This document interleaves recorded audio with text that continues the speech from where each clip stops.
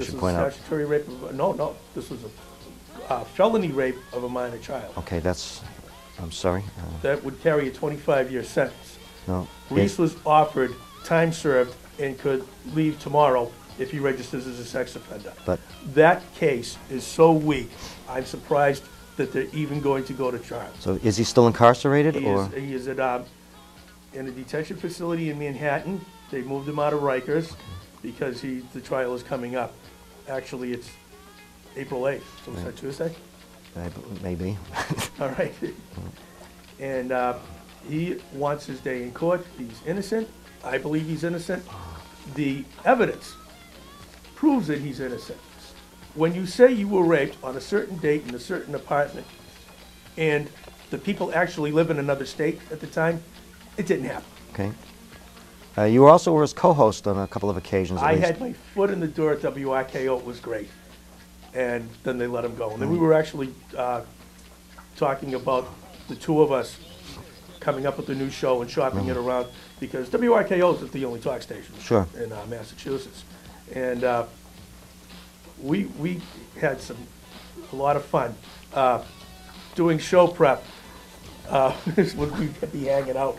And yet, it was great having him around. He moved to Malden, and he was a member of the Italian Citizens Club, and he fit right in. His son was going to Malden High, and boy, I miss him. Where did you first meet him? I sent emails to the show providing information. I've been doing this for a few years with previous hosts like Scott Allen Miller. I wrote the questions for the Smartest Man in Boston contest. And Scotto actually came and spoke at the Kiwanis Club at my behest. And Reese answered an email back, the cell phone number. He said, give me a call. And I was providing show material.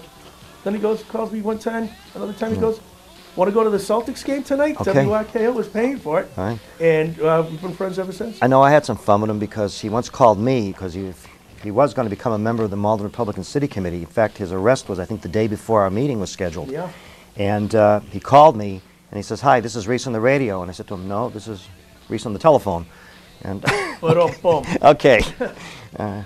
Another question is, do you regularly read any political publications, either in hard copy form or online? Usually online. Which ones? Human Events, for example? Well, what I do is I'll go to Free Republic. And also the Drudge Report has a link to every newspaper in the world. Things like National Review or Commentary, which are conservative publications? The Hill, Roll Call. Do you read any liberal publications to see what the other side is up to? You mean the Globe? Okay. Yeah. You said it, not me. Yeah. No, I meant like the New Republic, for example, or. I could read the Malden Observer. Okay. There's also Reason magazine, which is more libertarian, but. I always liked National Review. William F. Buckley was a great. May rest in peace. Yeah. Absolutely. Who are some of your political heroes, past and/or present? Well, Rush Limbaugh. Rush Limbaugh. I remember quite a while ago, he was, I forget what the topic was, but he said words that I'll never forget. He said, you don't have to believe me, folks. Go look it up for yourself. Right. And I did. And I found my way to the National Archives, the Federal Register. This is a written history of everything that has happened in our government since we've had a government. And when you want to find out the real hard facts about legislation and you want to cut through the spin, go directly to it. The real raw data is there. Well, I can make you jealous. I actually met Rush Limbaugh. It was in early 1990, I think it was January. I was still living in Los Angeles at that time, and a friend of mine managed to get us tickets to the Pat Sajak show, which was on in those days. That's another great conservative. He is, correct. And Rush was making his very first national TV appearance, and he was part of a roundtable with, his name escapes me, but he was the co-host, like what Ed McMahon was to Carson. And there was, I think, Will Durst, a political comedian. The four of them did a roundtable, and while we were waiting in line to go into the studio, Rush came through the hallway and he shook everybody's hand. So this is the hand. All right, you connected with Rush.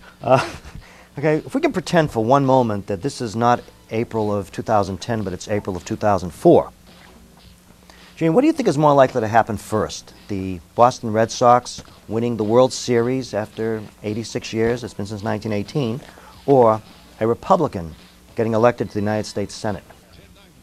I would have to say the Red Sox winning the World Series was more likely Then because just by sheer numbers, even though the majority of voters in Massachusetts are now unenrolled, I don't think it was so at the time. I think in 2004, the unenrolled hadn't been as so attractive as it is today, because by going unenrolled, you will not receive countless emails and mailings asking for money. I beg to differ with you. When I was still the Republican City Committee chairman, I was making phone calls to get people to join. And somebody who I found, in the list of persons, I called, and he says, well, I'm no longer a Republican because I got tired of all the Republican mail I was getting. Everybody's looking for money. I went unenrolled. But now, not only do I still get the Republican mail, I'm also getting mail from the Democrats. No. So, okay. There was something that appeared this past week in the Malden Evening News, but it was a nationally syndicated column by someone named Donald Call. Oh, he's from. I told you about it. You did tell me about it. He's from Ann Arbor, Michigan, which is, I think, a place that even people from Berkeley, California, and Cambridge make fun of for being too far to the left. He's a moonbat. Okay. He's originally from Iowa. I checked his bio.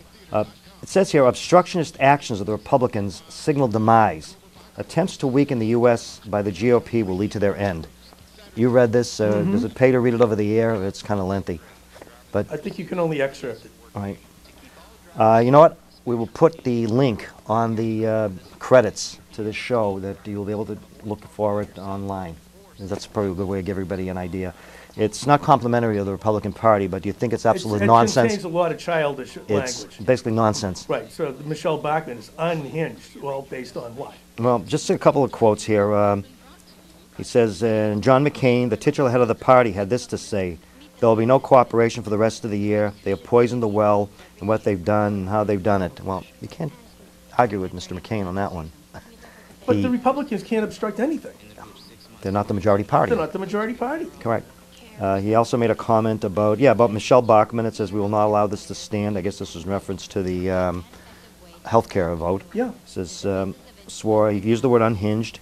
He also made a comment about a representative from Virginia named Virginia Fox, that she was quoted as having said one of the most offensive pieces of social engineering legislation in the history of the United States.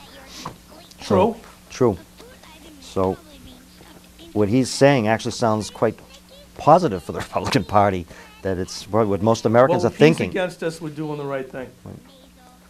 Gene, I think the clock on the wall tells us that we're running out of time, but again, thank you for coming on. And me. I have a busy day right now, speaking of Republicans. Going to run over to all seasons, going to see Craig Spadafora. Excellent. Running for Senate. Correct, and I wish him the best for us. Gene, please come back.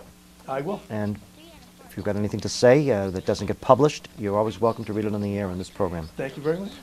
Today's Republican Voice is an independent production and is not connected in any way to the Massachusetts or the National Republican parties or the Malden Republican City Committee. Thank you for watching. If you have any questions or comments, please feel free to contact me at cabletv1@yahoo.com or by mail at Malden Access TV, 145 Pleasant Street, Malden, Massachusetts, 02148. If you have any suggestions on a subject that you'd like to see covered on today's Republican Voice, feel free to let me know.